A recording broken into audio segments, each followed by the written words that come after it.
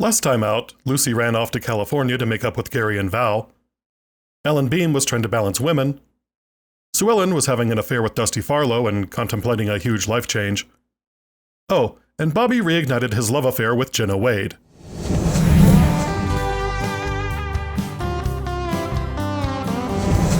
We open with some archaic sports with a racquetball scene, a thing that, of course, still exists, but was really trendy in the early 1980s. This time, it's the finals of the Ewing Cup. Bobby, of course, defeated JR in the semifinals, and Ray received a win by forfeit when Gary skipped town before their match. After that comes some male bonding of the stupid kind. Bobby is at his wit's end because he and Pamela just aren't on the same page in their relationship. And he's tried everything except listening to her, so he's all out of ideas. Ray sees that dumbassery and raises him a breakup with Donna Culver, world's most perfect woman. Even Bobby can't top that, so he buys lunch. Pam returns home from Paris, and Lucy notices that she doesn't seem all that happy. They really missed the boat on not making Lucy a therapist. JR drops in to poke the bear, and Pamela accuses him of constructing the plot to screw over Liz Craig and install Pamela in the time-consuming job. He denies it, but does imply that Bobby has also been pretty busy. Bobby and Pamela reunite, and they finally have a heart-to-heart. Bobby confesses to wanting to sleep with Jenna Wade, but somehow kind of leaves the impression that Pamela should congratulate him for not cheating, and also that she should apologize for almost making him. He also tells Pamela that he's been working to save their marriage, but she's dead weight. I want to save our marriage, but I can't do it by myself. And yet, he can still wear jeans with balls that big. By the way, flaky doormat Pamela is the worst of the Pamelas. Elsewhere, Ellen Beam gives Lucy her engagement ring, and her reaction is like a parent receiving a horrible finger painting from their talentless 5-year-old. Even Alan notices how mild she is. At breakfast, Ellie is scheming for a way to beat real estate developer Matt Devlin. JR shows he's Jock's son by also throwing in with Devlin. JR, as far as you're concerned, the whole state of Texas could be a concrete slab, including South Fork. The boys leave so Pamela and Miss Ellie can talk. Ellie recommends therapy since Pamela claims to be incapable of not being mean to Bobby.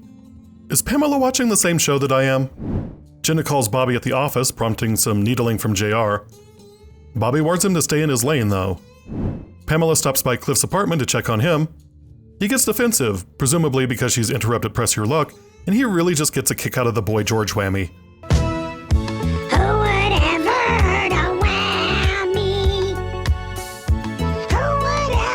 That triggers Pam, and she gets pissy. That's enough to jolt Cliff out of his funk and turn into Big Brother mode. That's sweet.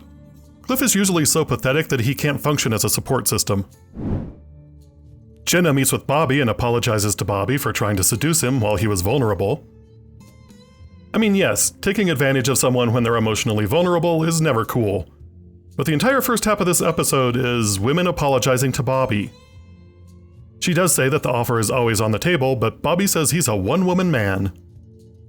This leads to Jenna storming into Pam's office and asking Pam if she wants Bobby. If you're having second thoughts, if you didn't want it, don't worry about it because, I could take it. You could take it. You want it? No, I don't want it. I want it if you don't want it. So you do want it? No, I want it if you don't want it. Speaking of cheating, Dusty Farlow says that he wants to stop all this running around and make an honest woman out of Sue Ellen. And oh my God, look at Linda Gray's smile. Are you politely trying to tell me that you don't want to see me anymore? I am politely asking you to marry me.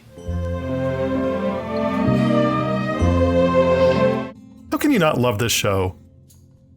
The more important thing is, I see no way this doesn't work out for them. She's a beautiful woman with a tragic backstory, and he's a handsome, charming, rich man. She's gonna say yes, and they're gonna live happily ever after. You mark my words. Donna Culver comes to see Jock Ewing in the office because apparently the only thing that can get done in office buildings in this episode is solving relationship issues. In an uncharacteristically needy moment from Donna, she asks Jock to talk some sense into Ray and make him marry her. Jock refuses, saying he can't even tell his own sons what to do. Donna runs into JR on her way out and lays into him for planting the seed about them in Ray's empty brain. If I didn't know better, I'd swear you'd made a pact with the devil. Well, of course. who do you think really wound up with that fiddle of gold? JR returns home and tells Sue Ellen all about his day, but she doesn't want to hear it. She finally asks for a divorce. JR tells her she'll never make it on her own, so he knows that she's got someone on the side. He's willing to give her a divorce, but John Ross is staying right where he is. When she threatens a custody fight, JR reminds her of her drunken history. Sue Ellen, you're a drunk. And a tramp. With your history, there isn't a court in the state of Texas that would let you have him. This scene is all the more biting after the last shot in paternity suit, where JR finally embraces John Ross as his son and his legacy. I know JR was following the pretenses of keeping a Ewing son on the ranch for Jock and Ellie, but part of me wonders how hard he would have fought just a few weeks earlier. Bobby gets into a scuffle on his way out of the bar and quickly makes short work of one of the poors. Donna stops by Ray's to say goodbye. She says she wishes love was enough, but when a very smart woman with very bad taste in men meets a very stupid man with very good taste in women, it's just not enough. Pamela is waiting up for Bobby when he comes home from a night of barroom brawling. She apologizes again and explains that being around Bobby makes her feel so inadequate because she can't have kids and make him happy. And that feeling of inadequacy manifests as defensiveness and trying to push him away so that he'll be the one to leave. But Bobby is just too darn patient and in love with her, damn it. She begs for another chance, and Bobby is such a hell of a guy that he says that he can spare one more shot.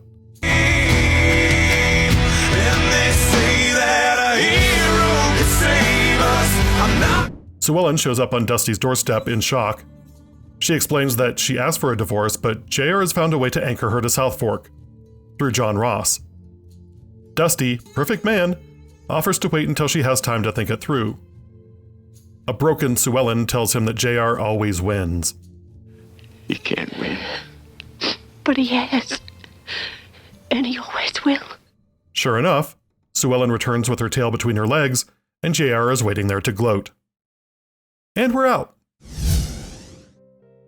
Oof. Well, I don't remember this episode being so sloppy, but here it is. I do remember not caring for the Francine, Tacker, Jenna arc, and I was right about that. Let's get the bad part out of the way first, because there's definitely a lot of good in this episode. Camille Marchetta is the most prolific female staff writer on the show, and she's responsible for a lot of classic episodes. In fact, she may be the show's best writer when it comes to hits versus misses. And she's one of the few regular writers who can write from a female gaze. Hence all the best Dusty Farlow moments. But the downside of that is that when she writes female characters with rich emotional histories and flawed characteristics, Bobby comes off as a Mary Sue by default. In fact, when it comes to Bobby, this whole episode plays like a woman's version of what she thinks a male fantasy is. Bobby brightsides Pamela for the last 12 episodes. Pamela apologizes to Bobby. Bobby makes several dates with Jenna Wade while Pamela is gone and then kisses her. Jenna apologizes to Bobby. Bobby's not present in the room. Jenna and Pamela have a scene talking about how great Bobby is. Bobby does everything but with Jenna and then tells her that he's working on his marriage. Bobby spends most of his time hypocritically grousing about Pamela's job, and then he tells her that he's tired of being the only one working on their marriage. Even the bar scene plays out like a male fantasy. Some guy starts trouble with Bobby, who is just minding his own business, and Bobby dispatches him without ever even throwing a single punch. And then Jenna disappears, and Pamela admits that their marriage issues are all the fault of her trauma, and she begs Bobby, greatest human, for another chance, and St. Bobby grants it to her with a stroke of her hair. Suffice it to say, I'm not really the biggest fan of this arc, and it would have been a lot better if Bobby had realized that there are multiple ways to mistreat your wife. And just because you can look across the hall and think, well, at least I'm not JR, that does not mean that you get to pat yourself on the back. Default does not make you a good person. And probably the shoddiest part of all this, Jenna just disappears. It's really saying something that she was treated worse in this arc than she was in Old Acquaintance. But here it is. She has a dalliance with Bobby. He tells her that he wants Pamela. She goes to Pamela and lights a fire under her. And then she's not seen again for 4 years. But this episode is called Sue Ellen's Choice, so let's focus on Sue Ellen and the good stuff in this episode. Linda Gray is at her best here, both in the scene where Dusty asks her to marry him and the one where she leaves him. Her facial expression really gets across the tremendous weight that's been lifted from her shoulders when he asks her to marry him. Like she's been waiting a lifetime for this moment. And then, after JR crushes her, she saunters around Dusty's apartment like a zombie. Great stuff there. I know I use Turning Point and Sue Ellen in the same sentence pretty frequently, but it's true. Sue Ellen gets knocked down a lot in the next 6 episodes, but it's the catalyst for a stronger, better Sue Ellen for the rest of the series. Even when she makes bad decisions, and believe me, there are bad decisions on the horizon for Sue Ellen, she makes them with more intentionality and on her terms. Even the ending of this episode, where Sue Ellen is seemingly at a low point, provides her the inspiration to fight in her own way. Now if we could just figure out Alan and Lucy.